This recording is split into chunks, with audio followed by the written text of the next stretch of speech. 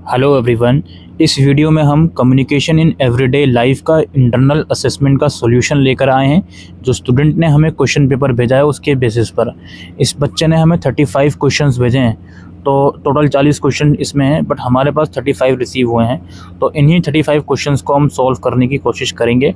और आप लोग से रिक्वेस्ट है कि भाई अपना इंटरनल असेसमेंट पोर्टल को एक्सेस करने से पहले आप ये मेक श्योर कर लें कि क्या यही क्वेश्चन उसमें आएंगे भी या नहीं, क्योंकि काफ़ी बच्चे बोलते हैं कि क्वेश्चन चेंज हो रहे हैं। तो कमेंट करने से पहले ये देख लीजिएगा कि जो एक्चुअल में आपने क्वेश्चन करे हैं वो इसमें से आए हैं या नहीं। और ये सेमेस्टर 4 के बच्चे ने मुझे भेजे हैं, हो सकता है सेमेस्टर 2 के पास भी ये सब्जेक्ट हो।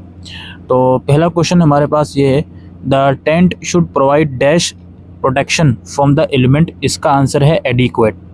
अच्छा, कुछ स्क्रीनशॉट ऐसे होंगे जिसमें आंसर मार्क हुआ मिलेगा, तो ज़रूरी नहीं है मैं भी वही आंसर बताऊंगा। हो सकता है मेरा बताया हुआ आंसर और इस बच्चे का मार्क बताया हुआ आंसर सेम हो, बट आप जो मैं बताऊंगा उसको फॉलो कीजिएगा। इस क्वेश्चन का आंसर है एडिक्वेट, ऑप्शन नंबर सी। अगले क्वेश्चन की तरफ बढ़ते हैं। ये फाइंड द करेक्ट स्पेलिंग। इनमें करेक्ट स्पेलिंग कौन सी है? तो इसका आंसर है सिस्टमेटिक।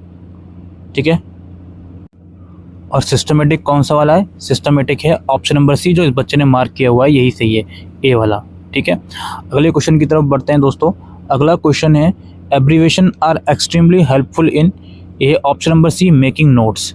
अगला क्वेश्चन है, which of the following is an example of written communication. तो ऑब्वियसली बात है, sending a text message, option number B इसका आंसर है, यही एग्जाम्पल है रिटर्न कम्युनिकेशन का। इसके बाद है, in a group discussion one should be able to. इसके 4 ऑप्शन है, think and speak rationally, think instantly, speak in simple language. तो इसका आंसर हमारी तरफ से है ऑल ऑफ द अबव। जो इस बच्चे ने मार्क किया हुआ है वो नहीं, ऑल ऑफ द अबव हमारी तरफ से इसका आंसर है। देन अगला क्वेश्चन है, it is not healthy to use hair dye. Hair dye यानी ऑप्शन नंबर ए इसका आंसर है। हेयर डाई एक तरह का कुछ कलरफुल वगैरह होता है, कुछ वाटर वगैरह होता है बालों में डालने के लिए। I need some dash for my office. तो इसका आंसर है ऑप्शन नंबर बी, स्टेशनरी। ठीक है, तो इसको देख लीजिएगा। देन अगला क्वेश्चन है, oasis is to sand as island is to, ये है वाटर। ओएसिस जो होता है वो रेगिस्तान वगैरह में होता है, सैंड के बीच में छोटा सा जो पानी बना हुआ होता है ना सैंड के बीच में, वो होता है। वाटर आइसलैंड कहाँ होता है भाई? वो पानी के बीच में। तो अगर ओएसिस जो है वो सैंड से लिंक किया हुआ है इन लोगों ने, तो आइसलैंड कहाँ से लिंक करोगे? तो वाटर से करोगे, option number B. General question आए हुए हैं कुछ इसमें, I will give you free dash regarding design and picture. तो इसका थोड़ा सा हमको डाउट इसमें था, हालांकि मैं ऑप्शन नंबर बी इस पर दाव रख रहा हूँ, रेन। आप लोग इसको कंफर्म कर लीजिएगा प्लीज़। इसके बाद है, which of the following is an example of non verbal communication. Non verbal यानी कि बिना मुंह से बोले हुए। तो यहाँ पे इसका आंसर है यूजिंग हैंड गेस्चर। ठीक है, when you reproduce the main points of a piece of a writing while cutting down its length you are summarising. ठीक है, मतलब पैराग्राफ वगैरह के मेन पॉइंट्स हाईलाइट करना, वो सब चीज़ें, समराइजिंग इसका आंसर है। उसके बाद है, which communication skill involve expressing ideas effectively through writing. Writing के थ्रू हम अपने आइडियाज़ को इफेक्ट कर रहे हैं, लिखने के थ्रू। इसका आंसर है written communication, option number D. Then हमारे पास अगला क्वेश्चन है, what does active listening involve. इसका आंसर है paying attention and understanding the speaker, option number D.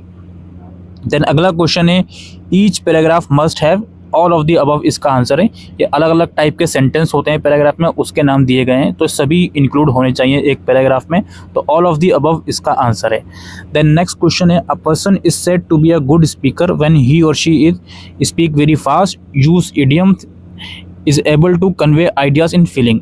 मेरे हिसाब से इसका आंसर ऑप्शन नंबर सी है, idea, able to convey ideas and feeling. Question है, find the correct meaning vagabond. इसका answer है यूजलेस वेंडर। अच्छा, what is the general purpose of giving speeches. Speech देने का जनरल पर्पस क्या होता है? परसुएड होता है, एंटरटेन होता है या इन्फॉर्म होता है? मेरे हिसाब से all of the above again इसका आंसर होना चाहिए। देन अगला क्वेश्चन है, find the correct meaning distort. Distort का करेक्ट मीनिंग होता है मिस रिप्रेजेंट, किसी चीज़ को मिस रिप्रेजेंट करना, गलत तरीके से प्रेजेंट करना। विच of the following is an example of non verbal communication Q. Non verbal communication cue का कौन सा इसमें से एग्जाम्पल है? इसका एग्जाम्पल है nodding your head in agreement. आप सर हिलाते हो ना कि आप टीचर बच्चों को पढ़ा रहा होता है, बच्चे कहते हैं, टीचर पूछता है समझ में आ गया, बच्चे सर हिला के कहते हैं हाँ जी सर। तो वही है नॉन वर्बल कम्युनिकेशन क्यू का एग्जांपल है।